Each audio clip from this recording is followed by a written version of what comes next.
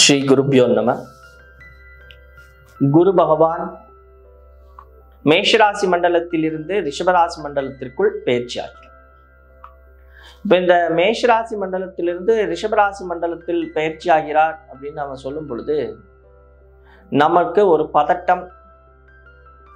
இதை இரண்டு விதமாக நாம் பார்க்க வேண்டும். ஒன்று, குரு பகவான் அப்படின்றவர் யார்? அப்போ நம்ம வந்து இரண்டு விதத்துல பார்க்கறது வந்து பார்த்தோம்னா, வேதத்தின் உட்பொருள்கள், அதன் மூலமாக குருவை எவ்வாறு நாம் சாந்தி செய்ய முடியும். இன்னொன்று, அது வெறும் பிளானட்டுங்க, அந்த பிளானட்டுக்கு ஏன் அவ்வளோ நம்ம முக்கியத்துவம் கொடுக்கணும் அப்படின்ற ஒரு நிறைய கருத்துக்களை வைத்து கொண்டு இருக்கிறோம்.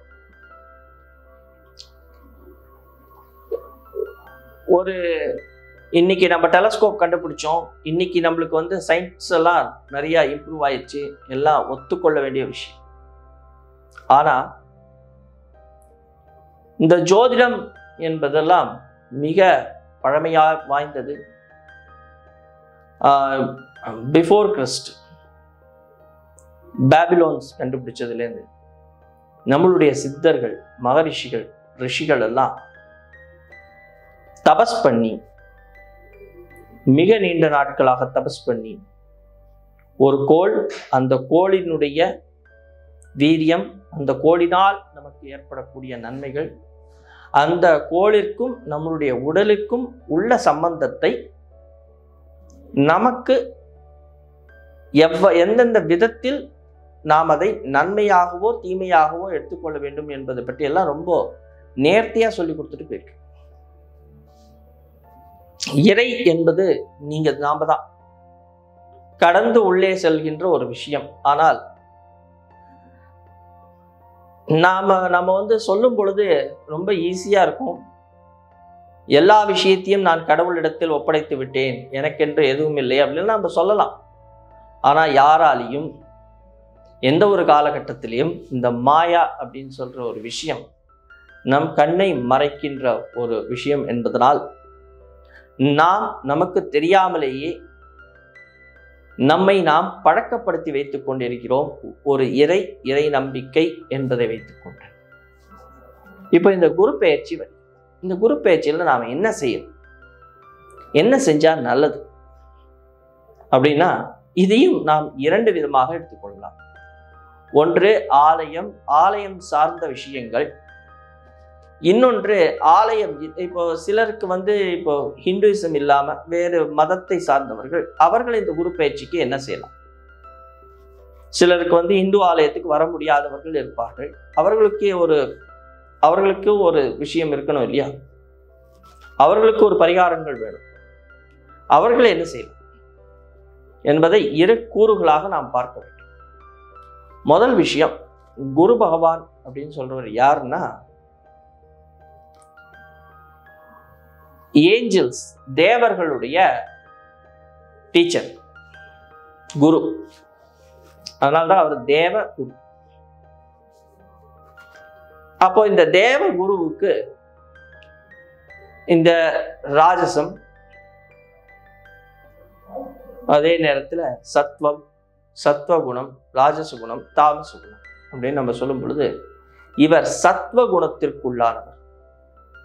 யார் யாருக்கு சத்துவ குணங்கள் வரும் அப்படின்னு நாம சொல்லி பார்த்தோம்னா, உணவு மிக முக்கியமான இந்த உணவு கட்டுப்பாட்டில் தான் இந்த சத்துவ குணத்தை முதல்ல நாம எடுத்துட்டு வர முடியும். அப்போ இந்த குரு பெயர்ச்சியில நீங்கள் ஒரு தானம் செய்யலாம். என்ன தானம் அப்படின்னா, அன்னதானம். அந்த அன்னதானம் தயிர் என்று சொல்லும் பொழுது பாலை கறந்து அதை உடைக்கின்ற ஒரு விஷயம் தயிர். அந்த தயிரினால் செய்யப்பட்ட அன்னம், அதாவது அந்த தயிரை வைத்து செய்யப்பட்ட அன்னம், அதை அடுத்தவர்களுக்கு நீங்கள் தரும் பொழுது மனசு, வயிறு எல்லாம் குளுமையாகும். அந்த ஆத்மா குளுமையாகும் பொழுது உங்களுக்கு சந்தோஷம் கிடைக்கும்.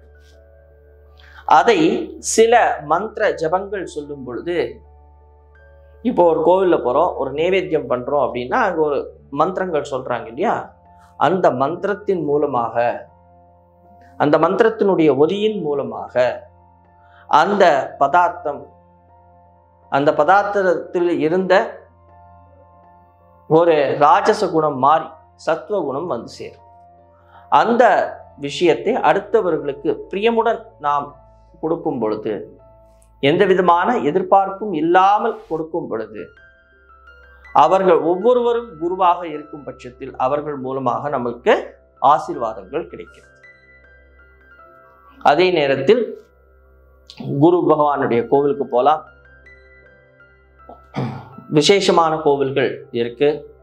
திருச்செந்தூர் போகலாம். குருவாக இருக்கின்ற எல்லா கோவில்களுக்கும் நாம போய் குரு பகவானை சேவிச்சுட்டு வரலாம். இது குரு பெயர்ச்சிங்கிறதுனால முக்கியமா குருன்னு சொல்லும் பொழுது தட்சிணாமூர்த்திக்கு நம்ம போயிட்டு இருக்கோம். இங்க இருவேறு விஷயங்கள் என்னன்னா, ஒண்ணு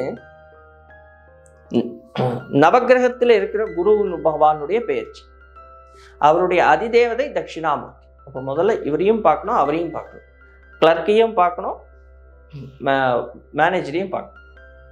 நான் ஸ்ட்ரெயிட்டா மேனேஜர் கிட்ட போறேன்னா கிளர்க்கு கிட்ட ஃபைலே போவாது. அதனால இவரையும் பார்த்து அவரையும் பார்த்து சேவிச்சுட்டு வந்தாதான் நமக்கு சிறப்பு. அதற்கு பிறகு இந்த கொண்டக்கல்லை கொடுக்குறோம், கொண்டக்கல்ல மாலை போடுறோம். அதுக்கு பதிலாக நீங்க கொண்டக்கல்ல சுண்டல் செஞ்சுக்கணும். அது ஒரு புரோட்டீன் சக்தி. அடுத்து உங்களுக்கு நீங்க கொடுக்குற ஒவ்வொரு தானமும் உங்களுக்கு வலிமையை சேர்க்கும், உங்களுக்கு சுகத்தை கொடுக்கும், உங்களுக்கு சுபிக்ஷத்தை கொடுக்கும். இது ஒரு புறம். இப்போ அடுத்த வேற மதத்தில் இருப்பவர்களுக்கு இந்த குரு பயிற்சியில் நீங்கள் செய்ய வேண்டிய விஷயம் அப்படின்னா, உங்களுடைய டீச்சர்ஸ் இருப்பாங்க, உங்களுக்கு பாடம் கற்றுக் கொடுத்த ஆசிரியர்களாகட்டும், அல்லது உங்களுக்கு ஒரு வழிகாட்டியாக இருந்த ஆசிரியர்களாகட்டும், உங்களுக்கு வழிகாட்டுபவர்களாக இருக்கட்டும், அவர்களை அன்று நீங்கள் சந்தித்து அவர்களிடத்தில் ஆசீர்வாதம் வாங்க. அவர்களுக்கு மரியாதை கொடுங்க, அவங்க கிட்ட ஆசீர்வாதம் வாங்குங்கள். அதே நேரத்தில் சில தானங்கள் நாம் செய்யலாம். அவங்களுக்கு நீங்க துணிகள் தானமாக தரலாம். வேஷ்டி, ஷர்ட்டு, பேண்ட், ஷர்ட்டு, இது போன்ற விஷயங்களை தானமாக நாம கொடுக்கலாம். அன்பாக கொடுக்க வேண்டும், எந்த விதமான எதிர்பார்ப்பும் இல்லாமல் கொடுக்க வேண்டும். அதே நேரத்தில் அவர்களுடன் சென்று உணவருந்தலாம், அல்ல அவங்களை நம்ம வீட்டுக்கு கூப்பிட்டு விருந்தளிக்கலாம். இதெல்லாம் நேரடியான குருவினுடைய ஆசீர்வாதம் கிடைக்கக்கூடிய விஷயம். இப்படி குரு பகவானை சந்தோஷப்படுத்தி நமக்கு பாடம் கற்றுக் கொடுத்தவர்களை சந்தோஷப்படுத்துவது இந்த குரு பெயர்ச்சியில் உங்களுக்கு சுபிக்ஷத்தையும் சுகத்தையும் குரு பகவான் அள்ளி வழங்குவார் என்பதில் ஐயமே இல்லை. நன்றி, வணக்கம்.